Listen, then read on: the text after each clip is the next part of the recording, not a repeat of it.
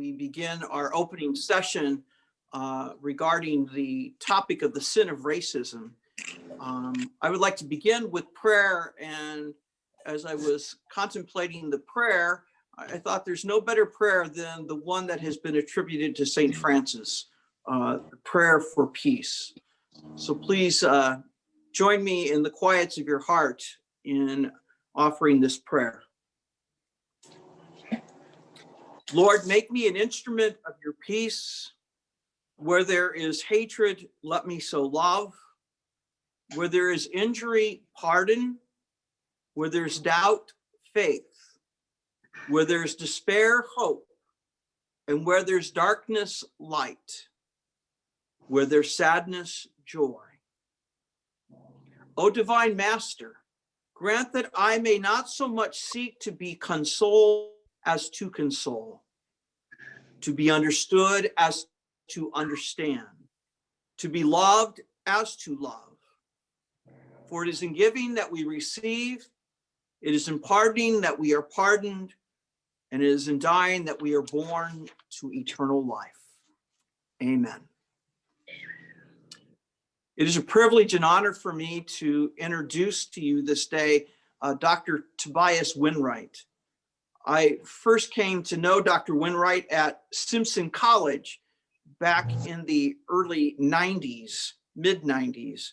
I would go down and celebrate Mass at Simpson College for the students about once a month, and then he would join us for that Mass and the social afterwards. The time he taught religious ethics at Simpson College from 1998 to 2003. Graced in wisdom, he wisely entered into the sacrament of marriage with Elizabeth, a woman from Des Moines. As a matter of fact, I've known Liz and her family since I was in grade school. Tobias married well. He and Liz are the proud parents of two girls, Claire and Lydia. Prior to his studies and writing and teaching theology, he was involved in both campus ministry and youth ministry, in addition to his experiences in law enforcement. Initially, it was in corrections, and then later on, policing. He has received both his MA and his PhD in moral theology and Christian ethics, as well from Notre Dame University, as well as an MDiv from Duke University Divinity School. He is currently the Associate Professor of Healthcare Ethics, Associate Professor of Theology at the Albert Gnaegi Center for Healthcare Ethics at St. Louis University. Dr. Winright teaches a variety of courses. Many of them address the social questions such as war and peace, environmental ethics, economic justice, and criminal justice. His approach as a university professor is to equip students to think theologically, to inform their consciences about significant questions and issues of the day, and to be in a Jesuit spirit, men and women for others. My friends, I am honored to have him join us this afternoon to unpack for us the 2018 statement from the U.S. Catholic bishops, Open Wide Our Hearts, the Enduring Call to Love, a pastoral letter on racism. Join me in now welcoming Dr. Tobias Winright.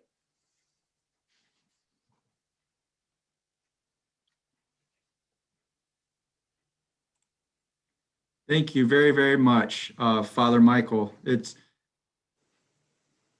It has been a very good, we've known each other for a very, very long time, and you're right. You knew my wife and her family before you ever met me. And just for those who don't know, in fact, my wife and her family, they are relatives of former Bishop of Des Moines Diocese, Dingman, Bishop Dingman. So I did marry well by marrying her. So it's good to be with you. And to go over this document, I'd like to thank all of you for joining us tonight. And from the parish, Our Lady's Immaculate Heart, I want to especially thank Patty Mayor for all that she's done to help to make this happen this afternoon. And as well as the diocese and Bishop Jensen, who's watching also for this invitation to be a part of this experience with you tonight. I'm going to pull up screen share right now. Patty, you want to make it where I can do so, please? I think I need permission.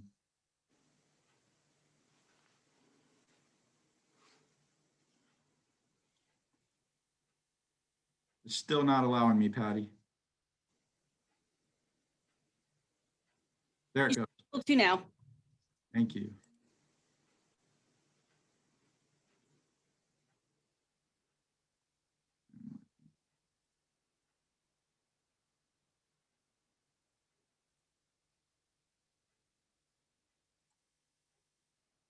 All right. Can everyone see this? Okay. Yes, good. And so we're going to cover this. I know some of you, or maybe hopefully many of you, have already read the document. We're going to walk our way through it. I'm going to highlight things, provide context, kind of drill down a little bit more on some of the, especially the theology. And we're going to have opportunities to ask questions and answer some questions along the way as well. So here we go. And again, thank you. Well, as Father Amadeo said, I have a past in law enforcement. That's me right there on the left, shaking my stepfather's hand, and my mother is in between us. That's Pinellas County, Florida. And that was 1984. I was an undergraduate at the University of South Florida, studying science and considering law as a career at some point. But I worked my way through undergraduate full time, mostly midnight shift. And it was with the Pinellas County Sheriff's Department, mostly in their maximum security jail, but also then later on I did patrol. So there's that. And then on the right, I have a darker uniform, and that's my wife, Liz. We weren't married yet. That was just before we were married. But when I was at Simpson College for 5 years, some of my students were Des Moines police officers. And they thought it'd be a good idea if I would teach ethics in-service training for the Des Moines Police Department and at their academy. And Des Moines Police Department suggested to me, well, in addition to teaching ethics to our officers, would you be interested in donning a uniform on occasion and patrolling whenever you have any free time, which I did for a few years there as well. My doctoral dissertation at Notre Dame was on the use of force in policing. The Catholic tradition has with questions of violence, but especially with regard to war and peace. And curiously, although many Catholics have been police officers the last 100 to 200 years, really very little attention was given to that topic by the bishops or by theologians or really by anyone. So I did my dissertation and started writing about that in 1995. And some of those essays were recently published in a book that was advertised on the link to your parish there for this event. And this contains some essays from the last 25 years I've done on the topic of policing, which will come up a bit tonight. But that's not all that I do. But that's what I did before I became a theologian and a professor. Now, back in 2014,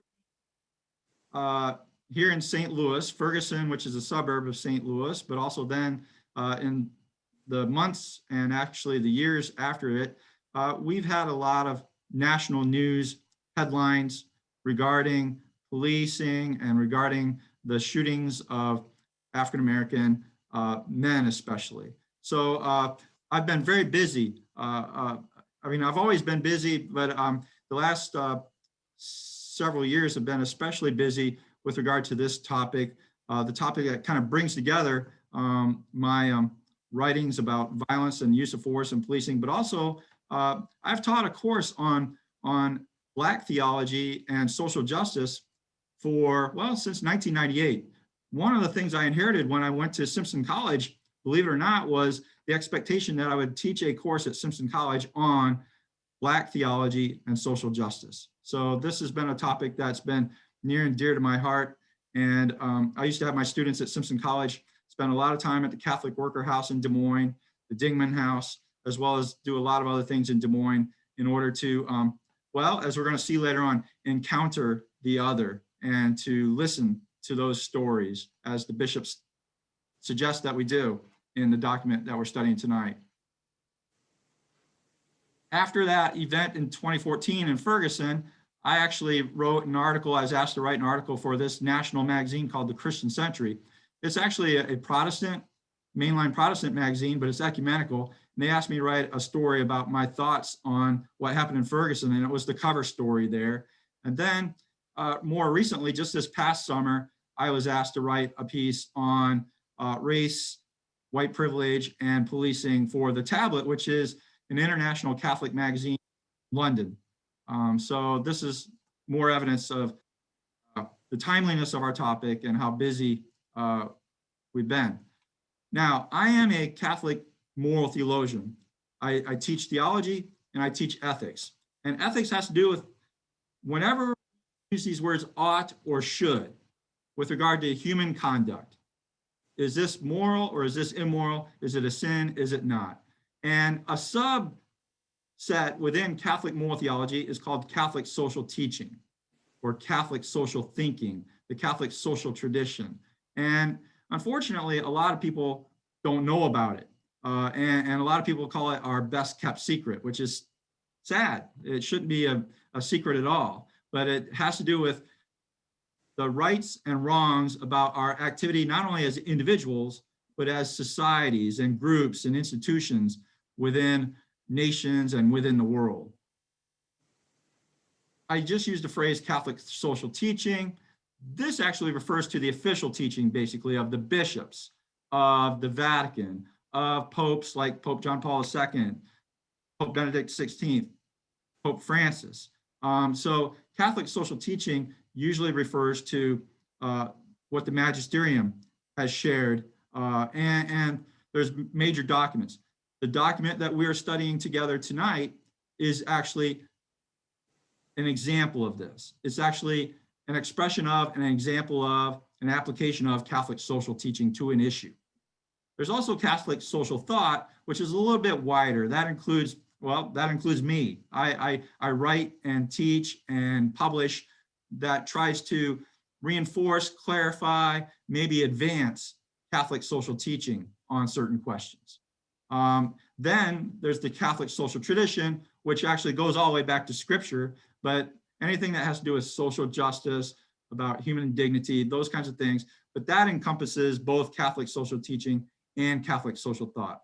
And as I said, these are all a part of what is known as Catholic moral theology or social ethics. And there's just some books that are examples of these things.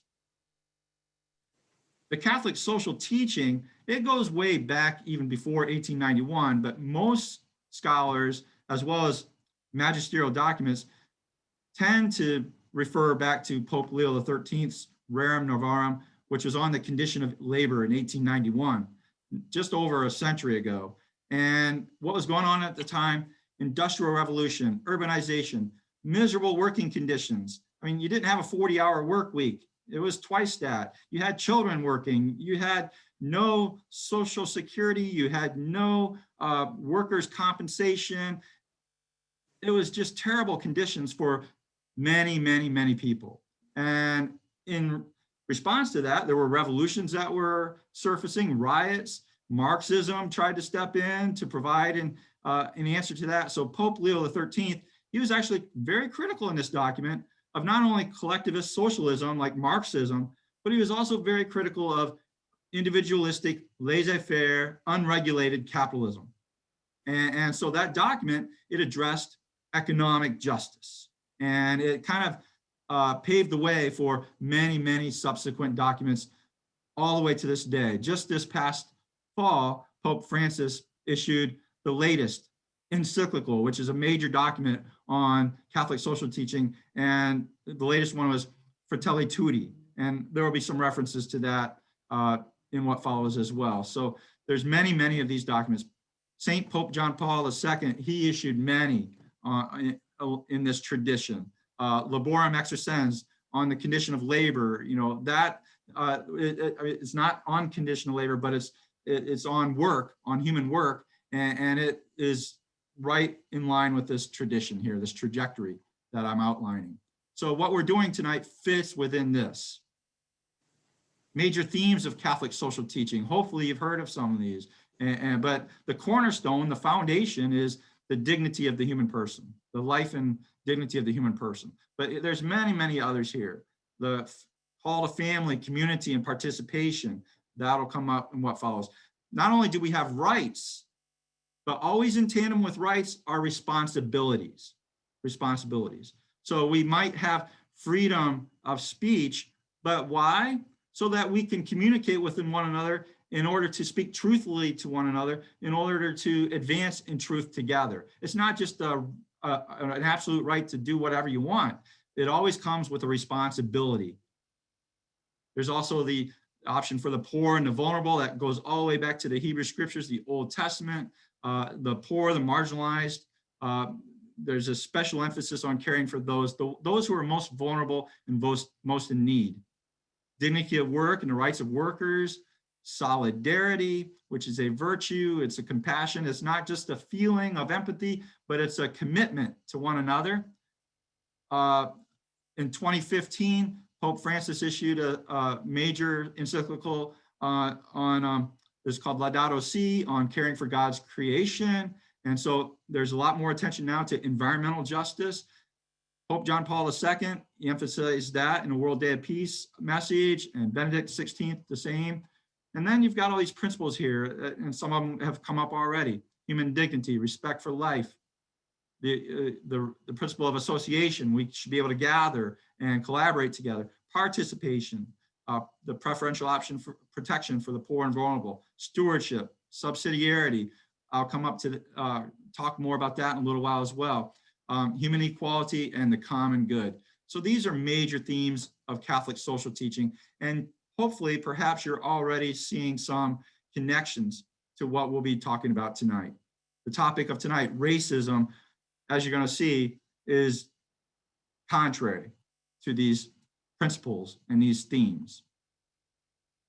But why does the Catholic Church bother to teach about morality and social issues? I hear this question a lot. Isn't the church just about salvation and saving souls so that we will have eternal life in heaven someday? And you hear that a lot, and it is about that. It is, but it is not only about that. And here's some reasons why. Back in 1965, Vatican II, the final document issued from Vatican II was Gaudium et Spes.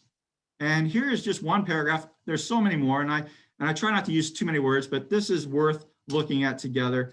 And just to make part of this point, this council exhorts Christians as citizens of two cities to strive to discharge their earthly duties conscientiously and in response to the gospel spirit. So we, as Catholic Christians, we have citizenship in two cities, the city of God and the city of humankind. You have dual citizenship. Now, it goes on here and says, they are mistaken who, knowing that we have here no abiding city, but seek one which is to come, think that they may therefore shirk their earthly responsibilities. For they forgetting that by the faith itself, they are more obliged than ever to measure up to these duties, a strong word, duties, each according to his proper vocation. Nor on the contrary, are they any less wide of the mark who think that religion consists in acts of worship alone and in the discharge of certain moral obligations, and who imagine they can plunge themselves into earthly affairs in such ways to imply that these are altogether divorced, severed from the religious life. Key sentence here: the split between the faith which many profess and their daily lives deserves to be counted among the more serious errors of our age.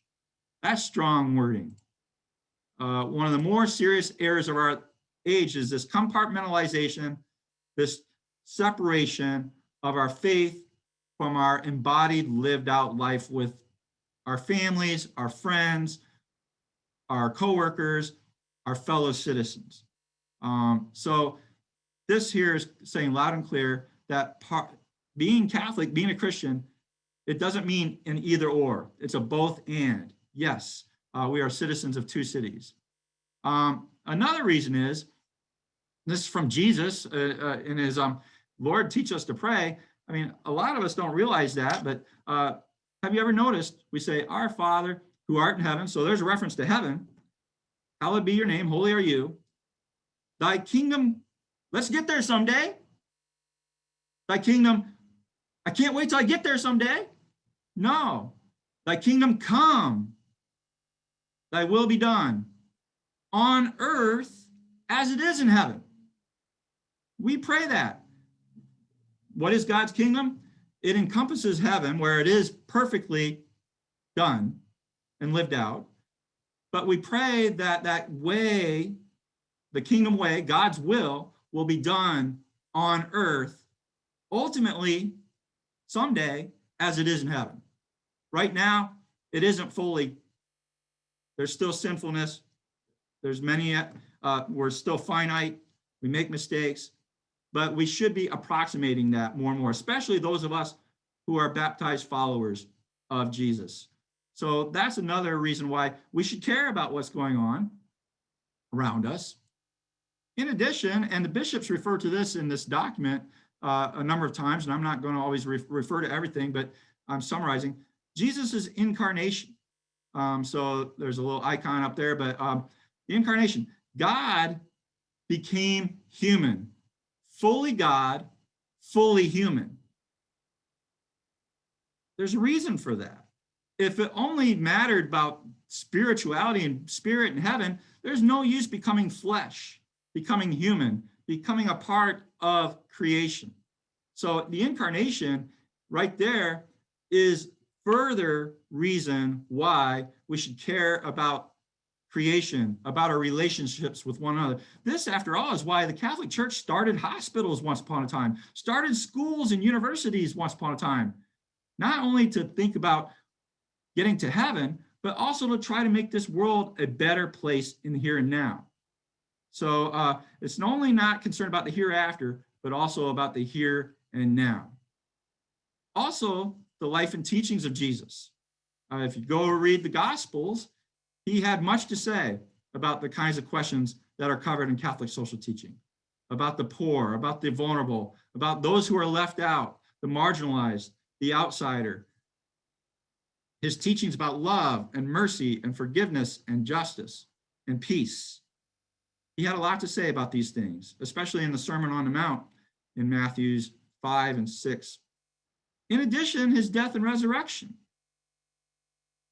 We are now in the season of Lent, where we're preparing to remember his death, and then on Easter, his resurrection. He died like we will die. He was not just a spirit. He was human, and he died.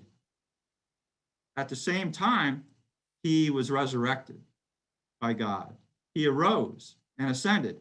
But there's a little art piece there at the bottom. He said, peace be with you, when he appeared to his disciples. And they were afraid. They thought he was a ghost, a spirit. But he's like, no, touch me. It is I. Be not afraid. Peace be with you.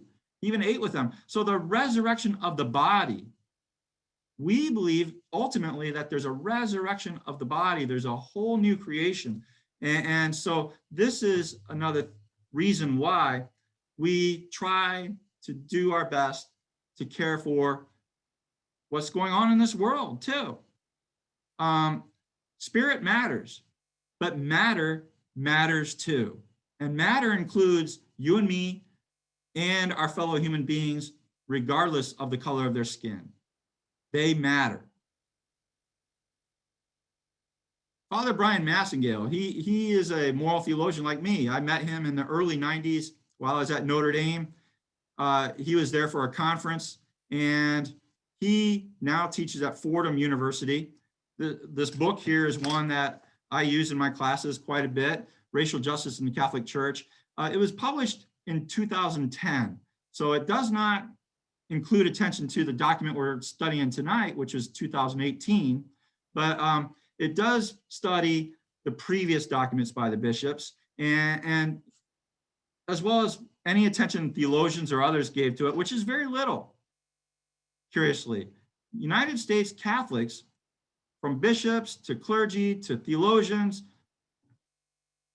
most of us really have said little or written little on this topic until recently. And so just right away, one of the most remarkable things he says is observing is that racism, there hasn't been much to note in the Catholic social tradition, interestingly enough. St. Pope John Paul II, right here in St. Louis, there's the arch. I live downtown. I'm in my office right now, but I live downtown and I jog by the arch every single day. And I see it. And he was here, Pope John Paul II, in 1999. And he spoke there about a number of issues, but one of the things that he said here in the language is very important. As the new millennium approaches, there remains another great challenge facing this community and the whole country: to put an end to every form of racism, a plague. Now that word stands out given the pandemic we've been experiencing, a plague which is one of the most persistent and destructive evils of the nation. Strong language from St. Pope John Paul II, 1999. Pope Francis, more recently, there's the encyclical from this fall of 2020, Fratelli Tutti. He talks a lot about a throwaway culture. And another friend of mine at Fordham, Charles Camosi, has written a whole book on throwaway culture. And it's not just about recycling and environmental stuff, but no, we now see people as well as nature like just something to throw away, to discard. And so Pope Francis, he uses this language quite a bit. This way of discarding others can take a variety of forms, including in vicious attitudes. That word vicious, it should bring to mind for us Catholics, especially that word vice, the opposite of virtue. Vicious attitudes that we thought, were long past, such as racism, which retreats underground only to keep reemerging. Instances of racism continue to shame us, for they show that our supposed social progress is not as real or definitive as we would like to think.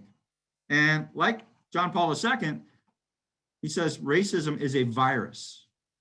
He doesn't say plague, but a virus that quickly mutates and instead of disappearing, goes into hiding and lurks in waiting. So a lot of echoes of John Paul II there, but you'll see the Vatican actually, in contrast to the United States Catholic Church, the Vatican has said more about racism over the last century than what the United States Catholic Church has. In fact, sometimes we finally got around to issuing statements because the Vatican was urging us to do so. So it's important to think, and it's a reminder that there might be some issues that we are facing that are more prevalent in our society and not as much in others, but also it's a reminder that we belong to a church that is universal. It transcends all borders and boundaries. As you can see in the picture at the bottom there, I'm shaking Pope Francis's hand. I've been to the Vatican a couple of times. That was for a meeting on nuclear disarmament 3 years ago. When you're at the Vatican, it's a reminder that not all other Catholics look like me or Pope Francis, but there's many. Cardinal Turkson, for example, who's there at the Vatican. Catholics are from everywhere, and we American Catholics are actually a very small percentage. So the United States Catholic Bishops' Conference, it now has issued 4 statements. So these are regarded as magisterial teaching by United States Catholic bishops. That means that these carry great authority. And when we inform our consciences about right and wrong with regard to issues such as this one, we are to take this teaching very, very seriously. There's really no room for disagreement, except for maybe there might be a variety of ideas about how to implement these things, policy-wise, things like that. There might be room for disagreement and a variety of ideas on the actual application in the concrete with regard to laws, things like that. But the moral teaching and the theological teaching, there should be no disagreement on this. So in 1958, the first one was issued. It was called Discrimination and the Christian Conscience. And this was 4 years after, as you know, the Brown versus the Board of Education, Topeka Board of Education, which rejected the separate but equal that was happening then. It rejected the segregation of the schools, and it called for, not just desegregation, but integration ultimately. But the bishops condemned segregation, Jim Crow laws, and it was not a very long document. It was especially short compared to the one we've got right now in front of us. But let me just see if I can find. They deplored, on the one hand, gradualism. So they didn't think that we should just be content with the status quo and things will change gradually. They deplored that, but they also deplored rash impetuosity. So they didn't want, something, action that was too rash and impetuous either, on the other hand. So they tried to steer a middle course, but they didn't really call on Catholics to be proactive with regard to being agents of racial justice, but they focused more on it was more pious exhortation and to be against racism, but more in interpersonal relationships, not so much attention to the social dimensions in this document. So it's kind of more platitudes, things like that. But it was the first document, and actually amongst the Christian denominations at the time, 1958, that's 4 years after Brown versus Board of Education, most other United States Christian denominations issued statements before that. And unfortunately, our Catholic bishops, they were one of the last denominations in the United States to issue an official statement on that. So, but they did, and it paved the way for the rest of these. The next time was 1968, the national race crisis. Notice the word crisis there. And this was right after the Kerner Commission, the Kerner report. You've got the long, hot summer of 1967. You've got what they realized was instead of separate but equal, now you have separate but unequal in society in the time since. And the bishops say, now 10 years later, it is evident that we did not do enough. We have much more to do. It became clear that we failed to change the attitudes of many believers. So the bishops admitted and confessed that more needs to be done. So they issued this statement that condemned racist policies and actions that led to the protests in cities. But they really did focus more not only on individual, interpersonal, flagrant acts of racism, but they also began to look at the need for policy changes, not only in society, but in the church and in schools, that we need to change not only our racist attitudes and behaviors, but also the institutions and the policies in our country. And so the tenor or the tone of this document was much more strong and urgent. And many of you probably can remember that time. I was very young at that time, so I don't remember much of it.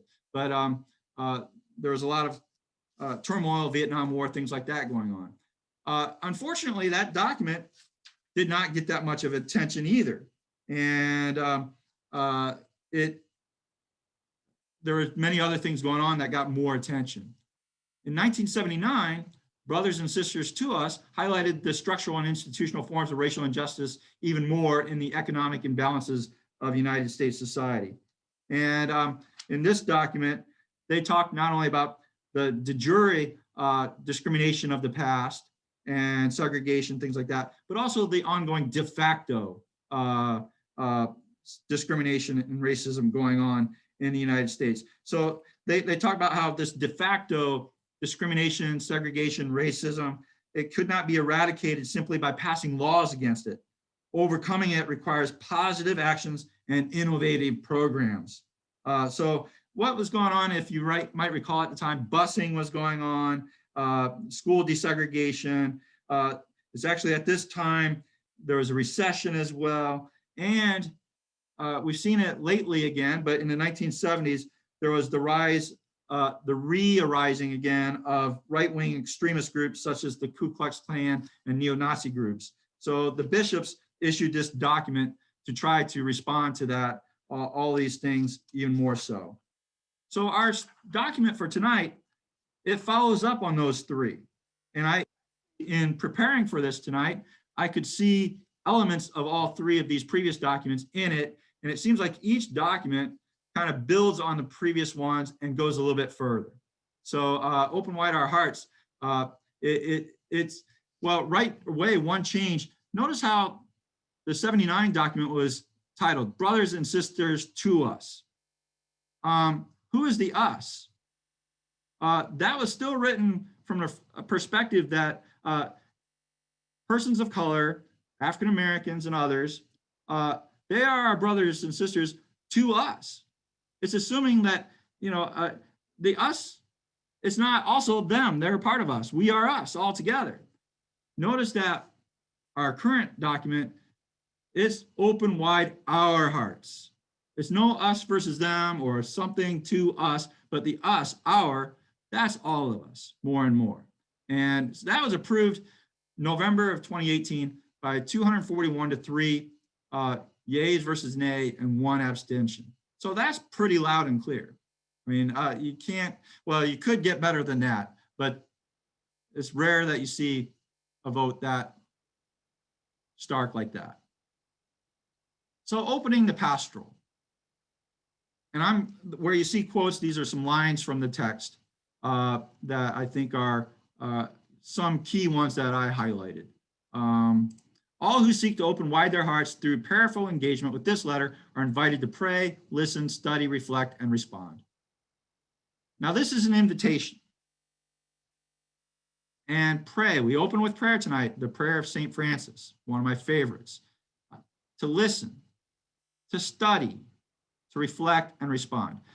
The Catholic Church, believe it or not, does not want you to be a robot and just blindly obey whatever. The Catholic Church says racism is in fact, it's used the words radical evil. It's a grave sin. Okay, I just obey. No, they issue these documents so that we can actually study them, reflect on them, pray about them, and absorb them, to assent to them because we actually agree with them or come to agree with them. So this is, I was at a parish once many years ago in Ohio, and a woman stood up and said, don't teach me how to think about these things, to reflect on these things or study them. Just tell me yes or no, yes or no. I'm like, that's not what the church wants. It wants you to be a mature adult Christian who actually thinks about these things, prays about these things, and agrees with them because you actually agree with the reasons behind them as well. As a mature Christian, we're not children anymore. We should want to do these things because they are the right thing to do, not just because we're told what's the right thing to do. And so this is especially an important invitation. Again, I applaud you all for doing this. Unfortunately, majority of parishes around the country do not do this, are not doing this, although I think more are. I'm seeing more and more on Facebook of my friends doing similar activities around the country. So I'm so happy that you're doing this. And I'm not surprised given, I've known Father Michael Amadeo for a very long time, as he said, and I really admire and respect his ministry and all he does. So they begin with definitions. What is racism? The bishop's starting point is Scripture's emphasis on our common origin as brothers and sisters. Our common origin as brothers and sisters in God's image. We're made in God's image. Genesis 1:26 and 27. All of us, male and female, are God's image. All of us, regardless of the pigmentation of our skin, regardless of where we're born, nationality, continent, we're all in God's image. And therefore, we are brothers and sisters. And so that right there is a starting point. And they also emphasize Jesus's cross and resurrection, his death and resurrection, the atonement, making us at one again with God. That should make us at one, atone with one another as a human race. Although sin and evil are present, with racism, a particularly destructive and persistent form of evil that still infects our nation, they say. But we believe that we are all brothers and sisters, and that Jesus Christ has died and saved us all. We are brothers and sisters. Now, like Pope Francis, the bishops, and John Paul II referred to this story a lot, Cain and Abel. But everyone who hates his brother or sister is a murderer. And you know that no murderer has eternal life remaining in him. That's from 1 John chapter 3, verse 15. 1 John has a lot about love. And, God is love, so we should love one another and love God. And, if we hate another, well, it's hyperbole, but it's just as bad as murder. And they highlight this in the document, and they give an example of Cain's hatred and murder of his brother Abel.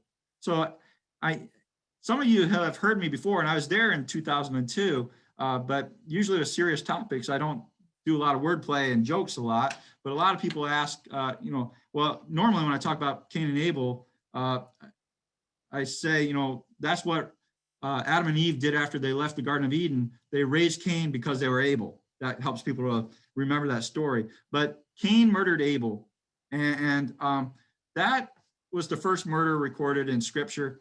And the bishops highlight how racism is a kind of hatred for our brother, and it should have no place in the Christian heart. It harms victims. So those that we hate, those that we are racist against, it harms them. But furthermore, it corrupts the souls of those who harbor racist or prejudicial thoughts. So the bishops are expressing their concern here about how racism, not only does it harm others, but really it harms those of us who are racist. It jeopardizes our souls. So this is serious, very serious.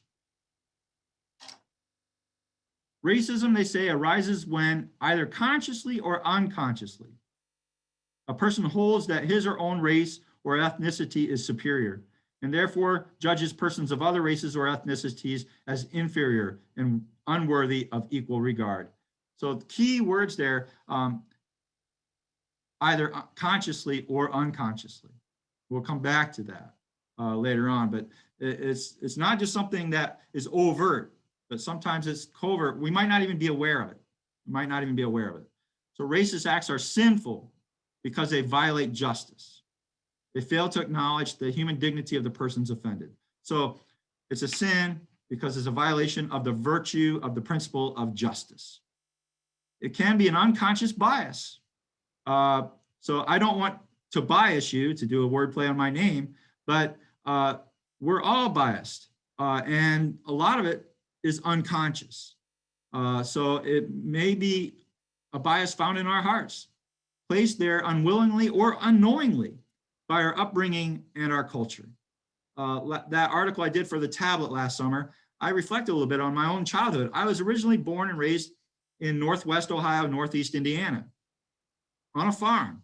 I went to a 4-room Catholic school until we moved to Florida when I was in middle school, and I went to a much larger school down there.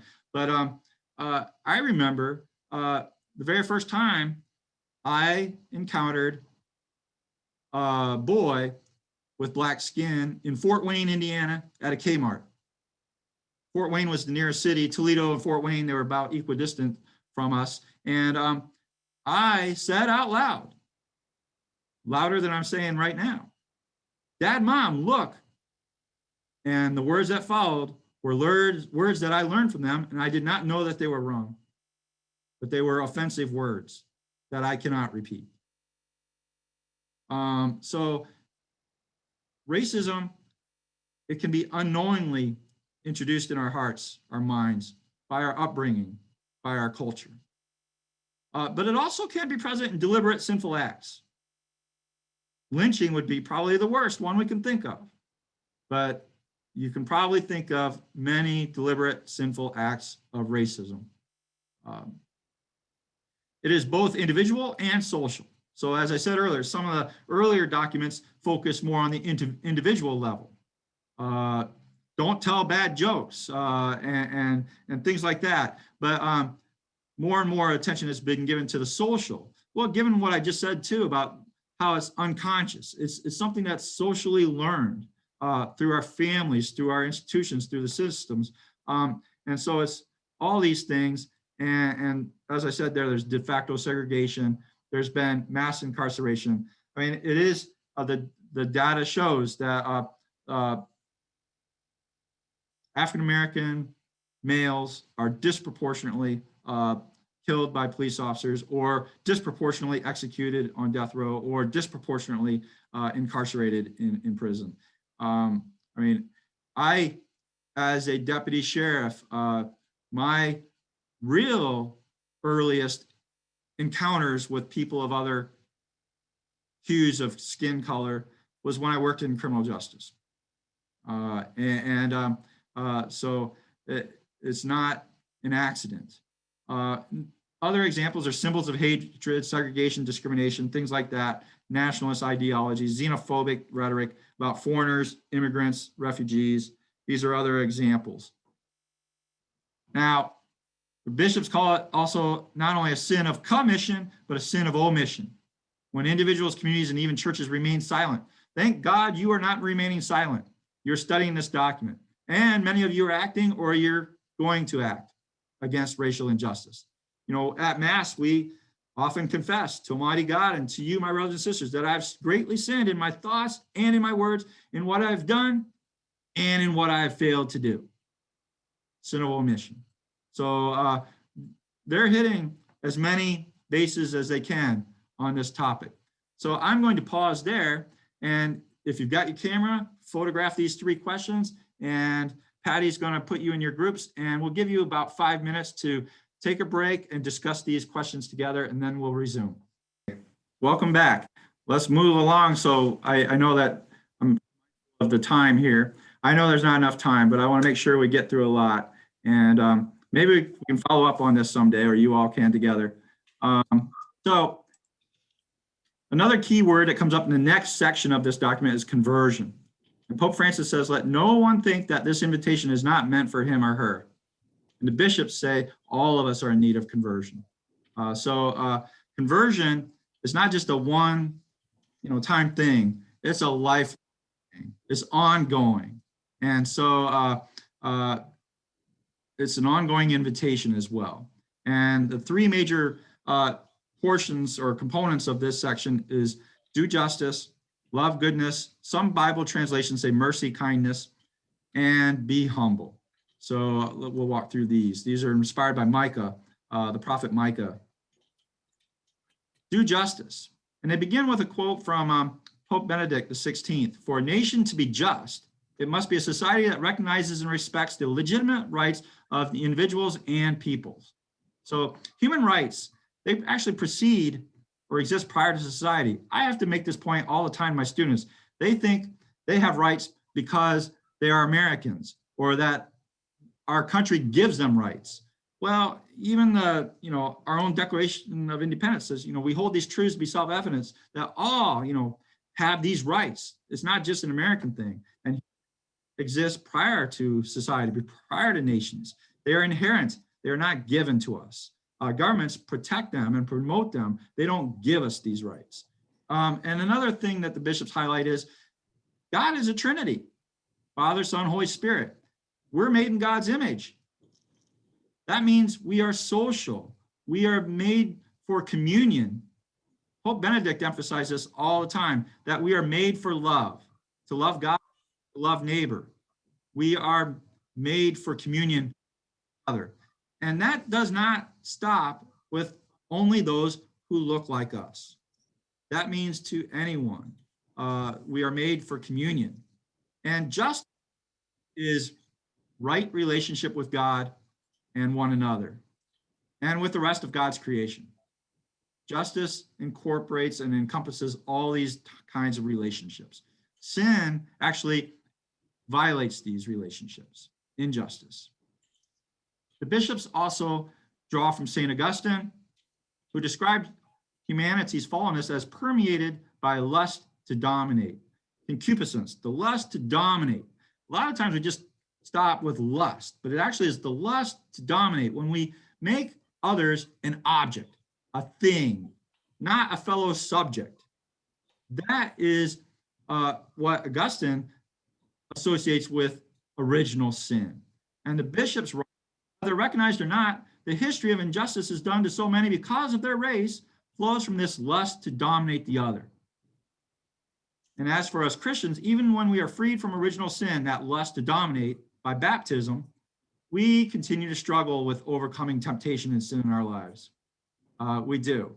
We're no longer slaves to that, but we struggle with it. And we won't be totally redeemed from it until the coming of the kingdom. So the bishops say there's a need for further catechesis. That's what we're doing tonight. Catechesis, teaching to facilitate conversion of hearts. They acknowledge the nation's progress in civil law, so in dealing with racism, the de jure racism, but we are not with the work, they say. Too many good and faithful Catholics remain unaware of the connection between institutional racism and the continued erosion of the sanctity of life. So there's a phrase that we hear a lot, sanctity of life, and the bishops bring it up with regard to institutional racism.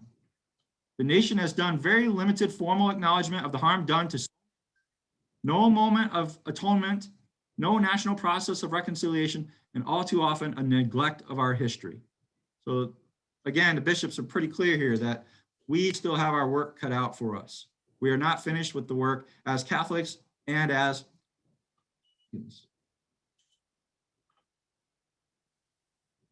They go on to say, as Christians, we are called to listen and know the stories of our brothers and sisters if we are to be moved with empathy to promote justice. And so they highlight three different, starting with the Native American experience. The early encounter between your traditional cultures, this is John Paul II from 1987, and the European way of life was an event of such significance and change that it profoundly influences your collective life even today. All these centuries later, that encounter was a harsh and painful reality for your peoples. The cultural oppression, the injustices, the disruption of your life and of your traditional societies must be acknowledged. And that means we must listen to them. We must read history, not just told from, maybe what we learned decades ago, but what's the latest history about what really happened. And the bishops highlight a few people too that we can look to. Sister Kateri Tekakwitha, she is a saint, Saint Kateri, and she lived in the 17th century, New York State. She was a Algonquin Mohawk, and she was our first canonized Native American. There's Nicholas William Black Elk, who was Oglala Lokata Sioux. He is a servant of God. There's the Martyrs of Florida. I lived a lot of my life in Florida, and the Spanish settled there, earlier than the English settled in, New England and in Virginia and St. Augustine, Florida, for example. But there were many martyrs, including native Catholics who became Catholic, who were martyred for their faith. I put down there Bartolome de las Casas. A lot of people have not heard of him. But he was a Dominican. He was Bishop of Chiapas in Mexico. He is from Spain, but he wrote about critically as a Catholic about the treatment of the native populations, then also about Africans who were brought in slavery. He was against those things, the enslavement of these peoples. And there were other major philosophers and theologians, Dominicans and Jesuits especially, Francisco Vitoria and Suarez and some others that spoke out critically about these things. So there were examples of Catholics who were worried about slavery and conquest. And there were also Catholics who were native persons. Then the African American experience. A lot of us don't know. We've heard of the Holocaust, and it's terrible, the millions of lives that were lost. But millions of lives were also lost because of the Middle Passage. I show my students this movie Amistad with Morgan Freeman, Anthony Hopkins, Matthew McConaughey even, and almost 90% of my students have never heard of it or never seen it. And it's based on a true story. But they also show scenes there from the middle passage and Africans who were murdered, as well as died from disease, but also murdered on the ship. So this is something that we're still learning even more about. And the bishops say, consistently, African Americans have been branded by individuals, society, and even at times by members of the church with the message that they are inferior. Likewise, this message has been imprinted into the U.S. social subconscious. There's that unknowing thing. African Americans continue to struggle against perceptions that they do not fully bear the image of God, that they embody less intelligence, beauty, and goodness. This reality represents more than a few isolated stories. It was the lived experience of the vast majority of African Americans for most of our national history. So the bishops acknowledge at all these different levels, individual, social, even within the church, the racism that has happened even to this day. Ongoing effects. I'm right now, for the University of Dallas, they asked me to participate on a panel next month on this book here, The Color of Law. And it is just blowing my mind. I'm learning so much about not only de facto discrimination and racism with regard to housing and segregation in the United States, but even de jure, like presidents and Congress. And there's a flyer, a leaflet on the left of those homeless from St. Louis. And the ones with the X on top, those are now the houses that have been, it says there, ruined by Negro invasion, now occupied by Negroes. And back then, when an area started having some Black persons move in, if they were allowed, and there are a lot of laws and practices, official and non-official, that prevented that. Most Blacks could not get mortgage loans that were insured, unlike their white fellow citizens. And just this sort of thing, right here in St. Louis, I can look out my window here, my office here, one street over is North St. Louis. And it is totally different than this side of the street or this side of the tracks. And the redlining that went on, it was no accident. There was a lot that was done intentionally to make these areas become the ghettos. And as I said, they could not get loans, they could not get equity, they could not get access to the education, the jobs that a lot of us who are not Black, our ancestors were able to get those things. Here's some African Americans to know about. Daniel Rudd, I'll let Patty have my slides here, but you can look them up. 1854 to 1933, he was a Black Catholic journalist, started the first Black Catholic American newspaper. Thomas Wyatt Turner, he was a biologist, educator, Cornell, started one of the persons that founded the NCAA, the NAACP, and the Federated Colored Catholics, and did much early 20th century. And Sister Thea Bowman, who's a servant of God, she was an educator. And down at the bottom, servant of God, Augustus Tolton. He is our first Black priest in the United States. So there's many, many more, but these are some that we should be teaching. Then the Hispanic experience, bishops refer to Hispanics, also Latinos, Latinas, and they have also been discriminated against. I also show my students the movie The Mission with Jeremy Irons and Robert De Niro and others. Most of them have never seen that, but it's also based on true things that happened with regard to South America and also North America, but slavery and all that. And people have they suffered then, and their descendants now are still suffering. And so the bishops highlight that. And they also note that over 550 documented cases of Hispanics being lynched as well. This is an interesting thing. Catholics in the United States are racially and ethnically diverse.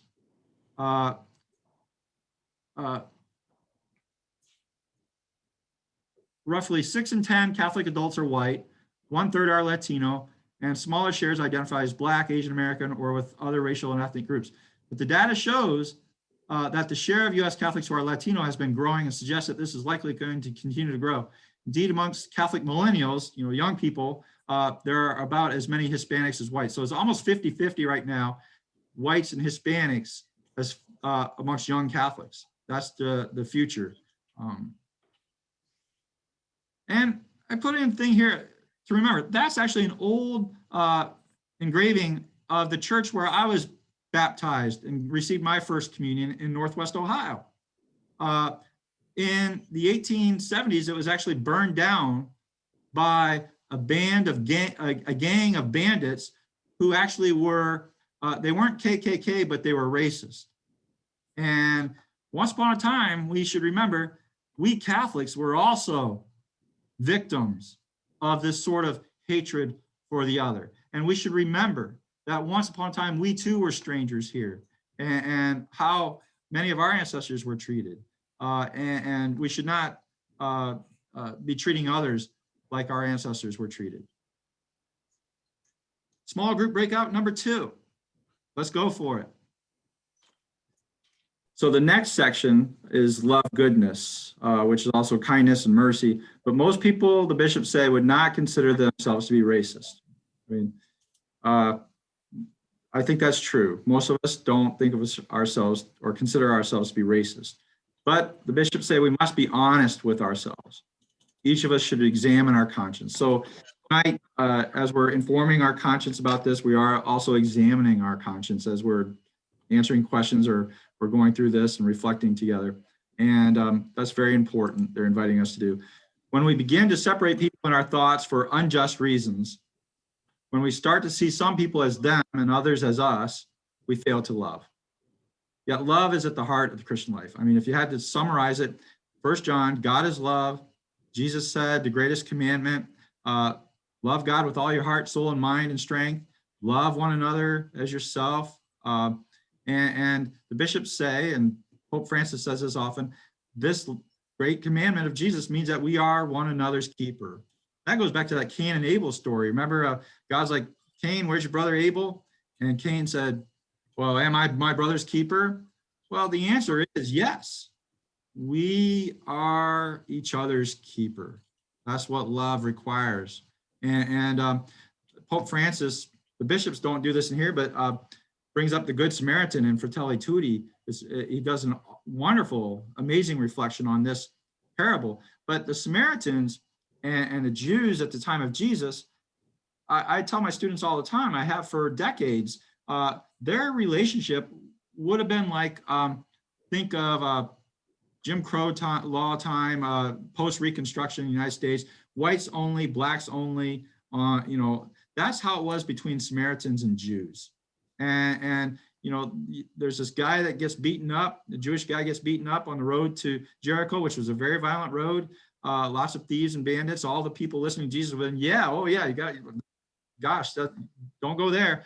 And Jesus tells this story to illustrate the greatest commandment, who is our neighbor to love. And two Jewish religious leaders just walk on by, but who stops? A Samaritan stops. Now, Jesus's audience would have been like, not only did the other two Jewish guys just walk by and leave that guy for dead, this Samaritan, oh my goodness, he's just going to finish him off. That's what they expected. The Samaritan was regarded as the other, as an enemy, somebody to hate. Oh, he's going to do something even more evil. He's going to finish off the job and take what's left. But no, Jesus made the Samaritan the hero, much to the surprise, unexpectedly, of his audience. The Samaritan showed love. That love was for someone who was the other, for the Jew. That's incredible.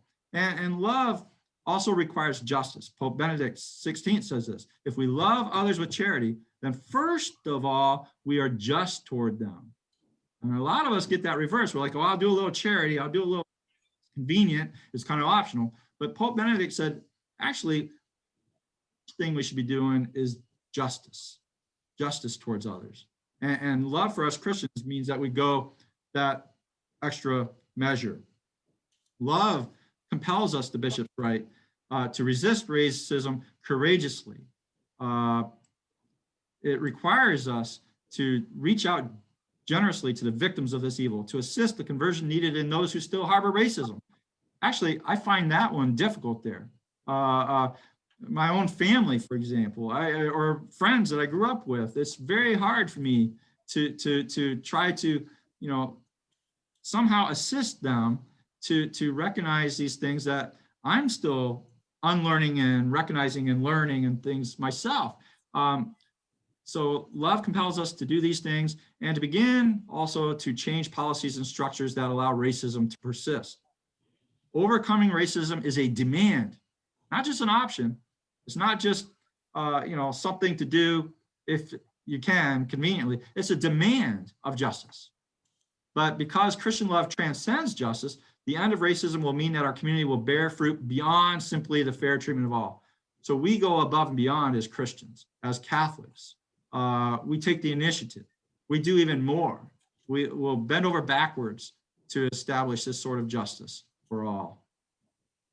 And then there's a section on humility, walking humbly with God. Racism is a moral problem that requires a moral remedy, a transformation of the human heart that impels us to act and will be a strong catalyst in eliminating those injustices that impinge. So it's really at bottom a moral, spiritual issue. That doesn't mean that we don't worry about policy and laws and all the things. No, those things need to happen too, but this is why they use that word conversion earlier, that this is really a moral problem. And they say it sounds pretty insurmountable, a huge challenge. They refer to Jesus here and says, for God, all things are possible. God provides us the grace that not only forgives us of racism, but it heals us and restores us in communion with one another.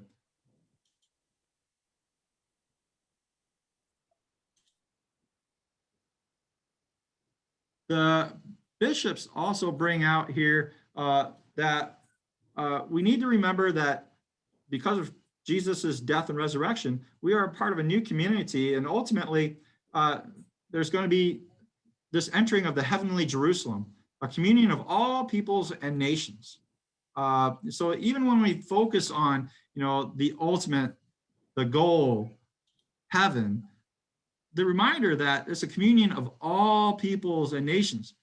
In eternity, there's not going to be segregation. And there's a couple of passages from Revelation that the bishops highlight. And just to make this point, after this I looked, and there before me was a great multitude that no one could count, from every nation, tribe, people, and language, standing before the throne and before the Lamb. And then further down, then I saw a new heaven and a new earth. In the Greek there, it actually is renewed. It's not like, it's actually renewed. For the first heaven and the first earth had passed away, and the sea was no more. I saw the holy city, the new Jerusalem, coming down out of heaven from God. Thy kingdom come, thy will be done. God's will being done, and it's going to be a communion of all peoples and all. Our churches and what we experience at Mass, that's supposed to be a foretaste, sort of like a movie trailer of that reality. They also say that we must acknowledge our sin, and humility entails that. Examining our sinfulness individually, as Christian community, as society, is a humbling experience. Only from a place of humility can we look honestly at past failures, ask for forgiveness, and move toward healing and reconciliation. So humility requires we acknowledge, the bishops have done this a number of times here, acknowledging our sinful deeds and thoughts, and to ask for forgiveness. This is an amazing line here. The truth is, the bishops say, the sons and daughters of the Catholic Church have been complicit in the evil of racism. One example they give there is Pope Nicholas V's papal bull, Dum Diversas, which granted permission to Spain and Portugal to do slavery. So we're all implicated. None of us is perfect. None of us have been perfect, but we are called together, invited together to conversion together.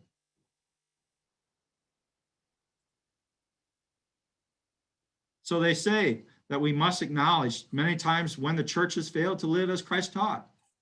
Acts of racism have been committed by leaders and members of the Catholic Church, by bishops, clergy, religious and laity, and her institutions. This is a quote from the bishops. It's a confession of racism that we Catholics have done at all levels. We express deep sorrow and regret for them. We also acknowledge those instances when we have not done enough. That first pastoral letter from 1958 did not do enough to acknowledge these instances, and we stood by silently when grave acts of injustice were committed. We ask for forgiveness from all those who have been harmed. Wow. They say what we need to do is encounter and engage. To work at ending racism, we need to engage the world and encounter others to see, maybe for the first time, those who are on the peripheries of our own limited view. You know, we love God because God first loved us. That's what it says in 1 John. God took the initiative to reach out to us, and so should we. We need to be proactive.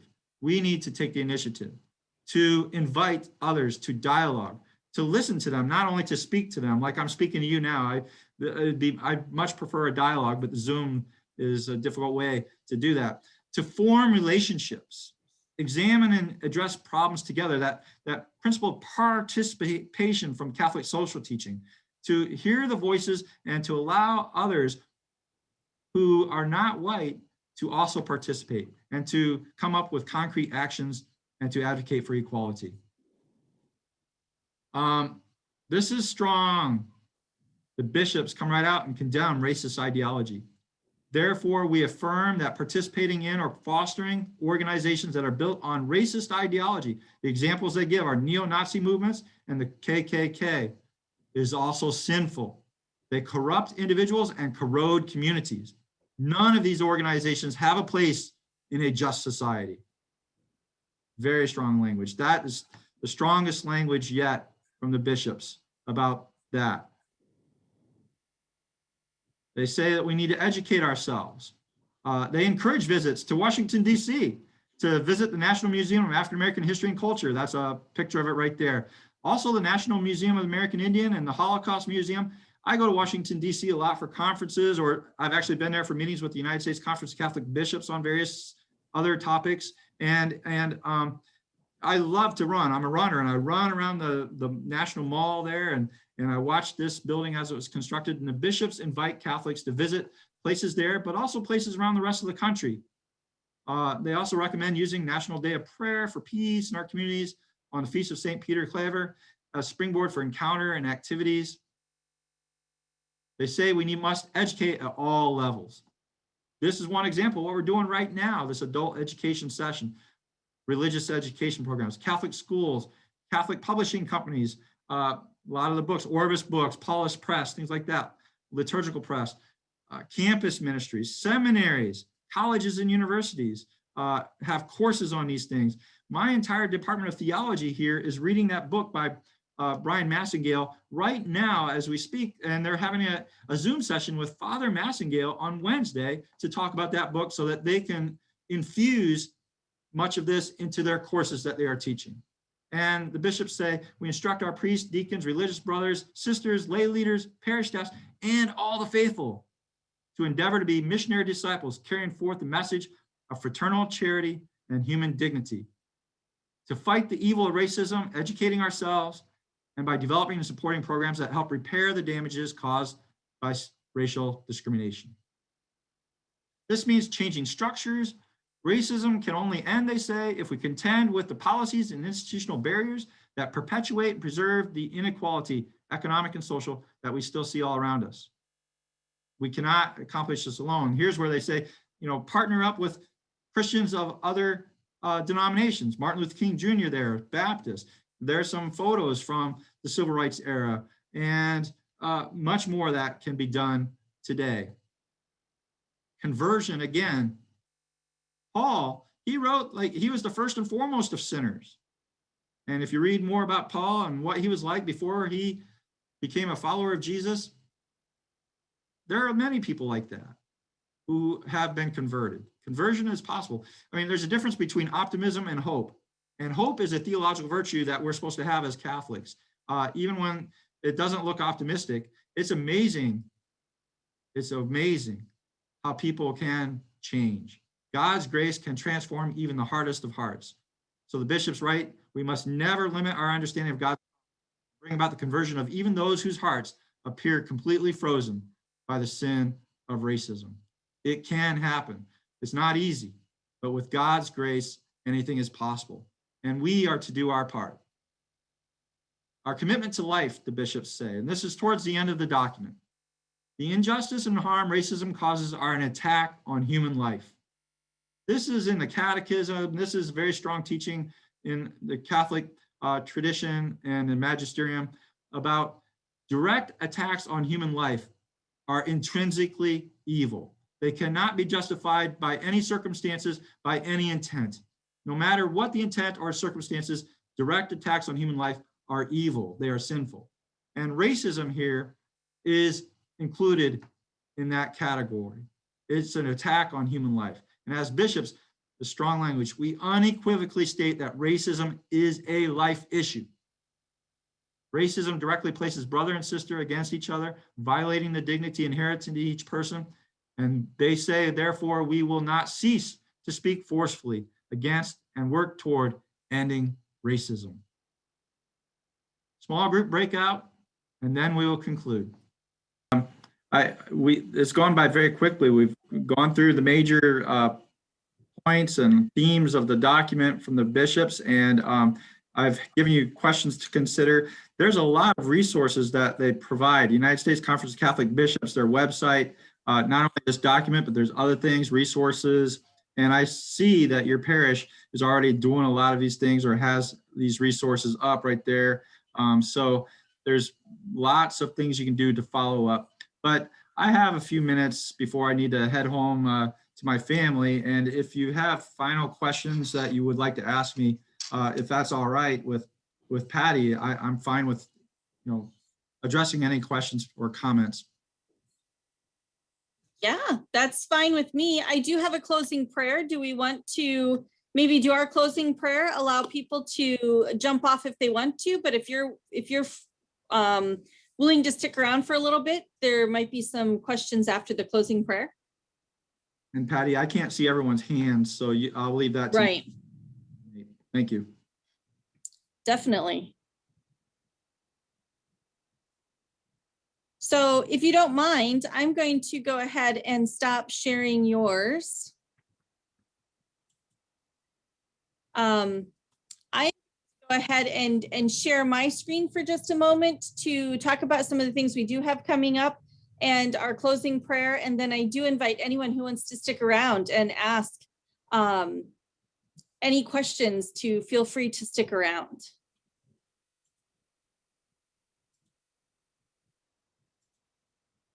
And so just real quick, I just want to point out that this is just the beginning of the conversation for all of us. I think, Professor Winright has done this job of sharing so much information with us in a very short period of time. And we appreciate you trying to get it all in there. But I also want to point out that here at the parish, pick up the booklet or follow the blog online. And if you're doing that, I suggest that you participate in one of the small groups that we're using to help you to continue to break it open even more. It'll give you a chance to maybe even talk about and digest some of the information that we just received today. Those small groups start next week. So if you're interested, I think there's 8 options. So find the time that works best for you as far as when you can join the small groups. We also have a video series. So every Monday on Facebook and I think Sunday in the bulletin, you will see what video to watch this week. We have free links to any of the videos that we're looking for except one. So I encourage you to watch the video and then join us for discussion on Sunday afternoon. We have a weekly prayer service on Wednesday nights with the focus on racism. And the Stations of the Cross, we are using the USCCB's Overcoming Racism Stations of the Cross specifically. So join us for any and all parts of this conversation that you can. With that being said, let us close with a prayer. I just need to figure out how to forward it now. There we go. So with your microphones off, we'll all say this together. This actually is the very ending of the document that we have been talking about today. And so if we can pray this together. Mary, and through your Son, God has found a way to unite himself to every human being, called to be one people, sisters and brothers to each other. We ask for your help in calling on your Son, seeking forgiveness for the times when we have failed to love and respect one another. We ask for your help in obtaining from your Son the grace we need to overcome the evil of racism and to build a just society. We ask for your help in following your Son so that prejudice and animosity will no longer infect our minds or hearts, but will be replaced with love that respects the dignity of each person. Mother of the Church, the Spirit of your Son, Jesus, warms our hearts. Pray for us. Amen. And so I want to thank everyone for being here today. And truly, if you have questions, feel free to stick around and ask some questions. I see a few in the chat box. All right. There's one from Kathy Sybil to everyone. What is the biggest movement within the last year do you think is the biggest example of racism? Well, I mean, we've referred to neo-Nazis and KKK, and you know, when I was at Simpson and lived in Des Moines on Grand Avenue near the governor's mansion, I remember helping Des Moines Police Department, and we had conversations about not only after 9/11 the threat from, you know, external terrorist organizations, but we were very concerned about homegrown, like Timothy McVeigh. You know, what was in this country, a lot of it was white nationalist, white racist supremacy, and a lot of them have weapons and things like that. So, they have been much more pronounced and overt in society. In fact, preparing for tonight, I read the earlier documents, and the one from 1979 actually, you know, talked about how racism is more covert, and these things are, you know, more covert, although things were percolating at that time with nationalist groups. But I think the last few years we've realized that it's been percolating and it has not gone away and it has resurfaced. So I would say that that would be my answer in the last year. Just outright, it's flagrant and overt, and not ashamed to say such horrible things about other human beings. So the other question there I see from Marilyn Garvey, I mean, that's another topic that we could address another time, but it is related, discrimination. So I know Pope Francis has been making some adjustments in recent weeks, appointing women in some major leadership roles. But yes, I mean, I have two daughters. One's 16, just turned 16 last week, and the other one is 11. And, you know, they ask me these kinds of questions all the time, and rightly so. And so I don't want them to be discriminated against by anyone, whether it's in our church or outside of our church. So yes, that's a fair topic to address as well and pray about. And there's probably ongoing conversion needed there. Amy Myers towards the bottom there, the most recent question I see, how can a parish increase diversity and inclusion? What's the next step to learning about and understanding this letter from the bishops? So already Patty has addressed some of that, I think, next steps. But one of the things, even with the issuing of these statements, a lot of parishes in the United States still did not reflect the actual demographics that I mentioned earlier about the changing that we're seeing of the demographics, the skin color of even our fellow Catholics, especially in positions as teachers, as clergy, as bishops, as religious educators, things like that. So there is more to do in that, and be proactive about seeking such people out. Bishops do say in this document that the church needs to be more proactive in trying to help people discern their vocation to the priesthood or whatever, you know, and especially try to reach out to more persons of color. So Yes. And voter suppression. Yes, I see that there too. So, and that's related to the redlining that I've seen come up a little bit in there. And I love the information people are sharing about Des Moines. And this book I'm reading, The Color of Law, it deals with the South, the Northeast, San Francisco area, but also the Midwest. And it's just, my wife and I are talking about it at night, and it's just incredible that, all that's happened. And I was unaware of it, or I just thought a lot of it was informal, but it was much more organized, much more reinforced and supported by laws than what I had realized. So voter suppression would be maybe a further example of that sort of racism happening in recent years as well. But other questions? I don't want to keep you forever. It's a Sunday evening and it's about dinner time.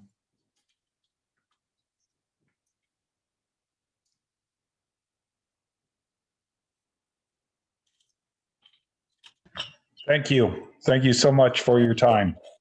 Well, thank you again for this opportunity to share this time with you. I've enjoyed it very much. And